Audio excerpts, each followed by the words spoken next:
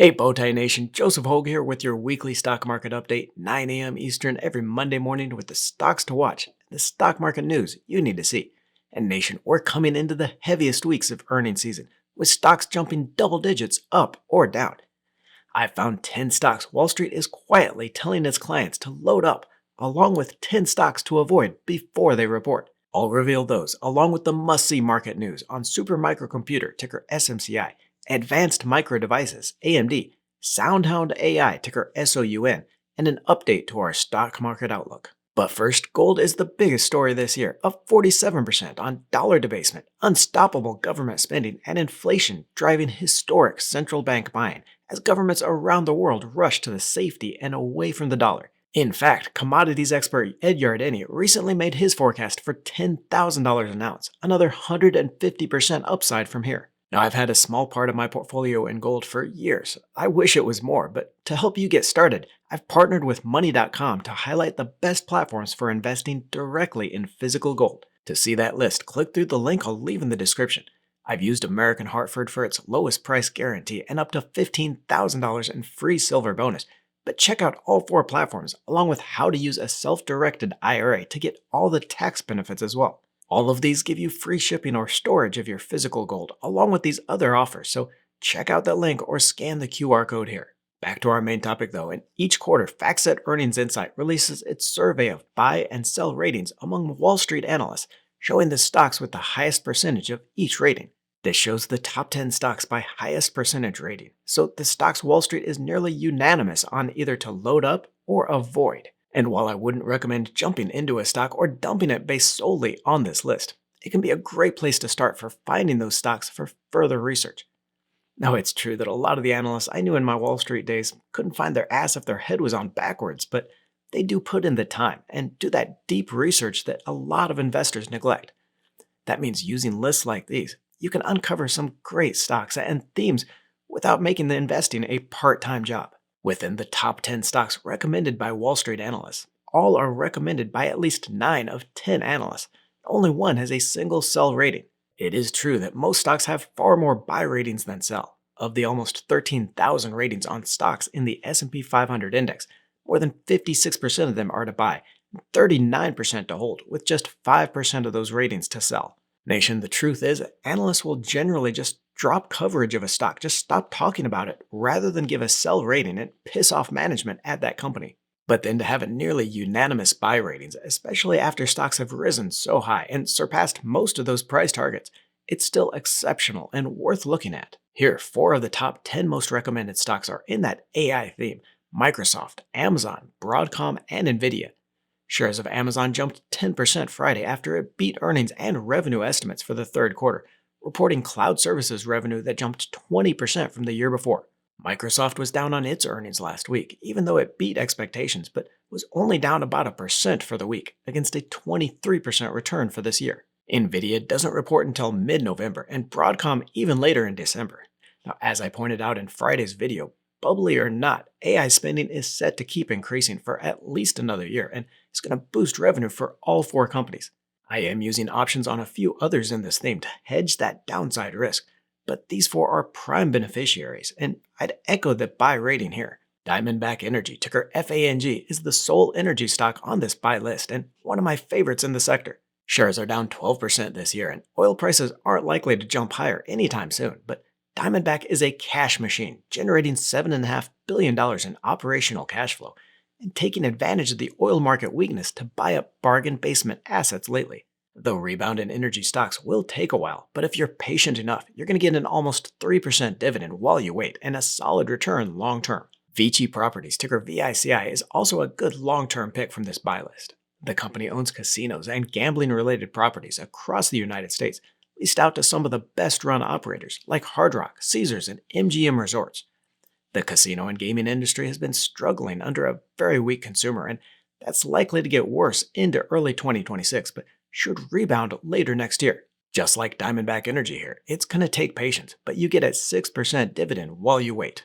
Within the 10 stocks with the most sell ratings, you find the smaller companies that analysts really don't care as much about pissing off management. Even here, though, most of the ratings are for hold rather than sell, but it is notably more bearish. And topping the list with 6 of 10 analysts saying to sell this stock, Garmin Limited, GRMN, fell 14% last week with a disappointing earnings report, and most analysts asking if the company's days are numbered. Garmin's electronics and wearables don't have the same level of AI integration as its competitors, and the company is getting edged out. Here, Enphase Energy, ticker ENPH, is the lone stock on the bottom 10 list that I'd argue deserves a second shot. The solar energy company fell 16% last week on poor earnings and is down 55% for the year, but is still the dominant name in its industry. It's still profitable and generates over $370 million in free cash flow a year. Now that gives it survivability, while many in the solar industry are going to fall out, leaving Enphase to pick up their market share. Eventually, that negative environment in solar energy is going to turn, and when that happens, this is going to be the company to own. Electricity demand is expected to nearly double over the next 5 years on that runaway AI compute demand, and the only way we get there is through alternative energy sources as well as fossil fuels. On to the stocks I'm watching this week. Advanced Micro Devices, ticker AMD, is the start of a very busy week for stocks in my portfolio when it reports earnings on Tuesday. Shares are up 133% from when I started recommending it in February, with the company expected to report a 28% increase in revenue for the prior quarter to just under $9 billion. That's on pace for the full year rate as well as next year's to $42 billion in total revenue. While the stock isn't as cheap as when we started buying it, it's still a relatively good deal at 9 times price to sales, with the pace of growth offering 20% plus returns a year. Now, the recent OpenAI deal for 6 gigawatts of AMD GPUs should help support that revenue growth estimates, if not raise them higher. Super Microcomputer, ticker SMCI, also reports its earnings on Tuesday, 2 weeks after downgrading expectations for the current quarter. The AI server leader cut its first quarter revenue outlook to $5 billion due to customer delays, but then reaffirmed full year revenue to at least $33 billion. So it was kind of a wash with a cut to near term revenue, but still a strong 46% pace of growth to full year sales. Besides that still frenzied pace of AI data center spending, the company recently announced it would expand into data center development, which should support next year's 25% pace of growth or even higher. SMCI continues to be my top pick in the AI theme. The share's up 44% on my average cost since last October and still ridiculously cheap here at just 1.5 times on a price to sales valuation. And SoundHound AI, ticker SOUN, is another of our best performing stocks, up more than 300% since that $4 share price last year and double my average cost on 12,000 shares. Growth is expected to keep its solid pace when the company reports on Thursday, with expectations for 61% revenue growth to $40 million in the quarter and 96% for the full year.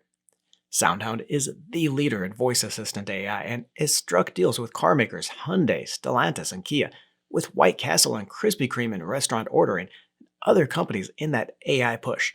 That long-term growth is still there in a potential $160 billion plus market, but I always tend to get nervous when the stock has jumped 300% in a year. Here, even the 15 times price to sales valuation that we started buying it at last year was a little expensive for my taste, but I did see that growth and wanted to buy in. Now at 53 times price to sales valuation, it's harder to recommend, and I worry that the stock is priced to perfection in the near term. I still like that long term though and would be buying any dips here. The trade desk, ticker TTD, is going to be a real nail-biter for me when it reports earnings on Thursday. It's one of the few stocks lower in my portfolio this year, down 13% from my average cost basis. The stock has been hit on competition fears this year with Amazon, offering more advertising services against Trade Desk's DSP platform. That competition has increased, but I still believe Trade Desk is a leader in that growing industry of connected TV and advertising technology. Shares are now under 10 times price to sales, a deep discount to where they've traded at in the past. So if management can dispel some of those competition fears, we could see a big pop higher like it did in our May report last year. And Fiserv Inc., ticker FI, has been a big disappointment in the portfolio as well, falling 47% last week on lower growth outlook and just a management shakeup. The financial services and payment platform cut its growth outlook in half to just 4.5% for the full year, and analysts don't expect a recovery next year either. I still think Fiserv is making the smart, long-term strategic decision to transition into stablecoins, benefiting from that move, and shares are now very cheap at just 3.3 times price to sales. But this rebound may take longer than most investors have patience for, So if you are facing a steep hit on capital gains taxes this year, as a lot of those other stocks have gone up, you need the losing stock to offset some of those. I would cut losses here for that tax loss harvesting. Now it is disappointing, but can serve a purpose to offset some of the taxes in your other stocks. And updating our stock market outlook, with the shutdown now just 2 days shy of the longest ever, there will be very little in terms of economic data this week. That ADP employment report on Wednesday is going to be more important than usual without the monthly jobs report we usually get on for first Friday by the government. Last month's report showing a loss of 32,000 jobs was a gut punch to the market, but it's still hard to verify without those official non-farm payrolls data. And we are coming into the biggest week yet for earnings, with 136 of the S&P 500 companies reporting, and profits have been very good so far. With 2/3 of the index reported, the average has grown earnings by 10.7% over the last year. And more important, earnings in technology stocks are up 26% higher from last year, well above the 20% growth as expected. If those budget-busting AI spending was leading to a reduced profitability, as have been the fears of the bubble-crying crowd, then you'd see it first here in these lower profits and missed earnings. In fact, profitability, measured by the profit margin here, is higher in 6 of the 11 sectors compared to last year. The jobs market may be weak and consumer spending falling apart, but companies are still making more money, and that is going to support stocks. Also supportive of stocks, we saw the US-China trade talks went well last week, with tariffs coming down and no big blow-up tweets, though I'm still hedging against an eventual change to that US policy on Taiwan. Everything considered, the bull market is set to keep charging to higher records here. The consumer is weak at lower income levels, but record returns on stocks and home equity are holding up spending overall. Tech companies are pushing trillions of dollars into AI infrastructure, affecting the overall economic growth, and the Fed is set to continue its rate cuts. Get up to $15,000 in free silver, along with free shipping or storage of your physical gold when you open a gold investing account on one of the sites linked in the description. Don't forget to join the Let's Talk Money community by tapping that subscribe button and clicking the bell notification.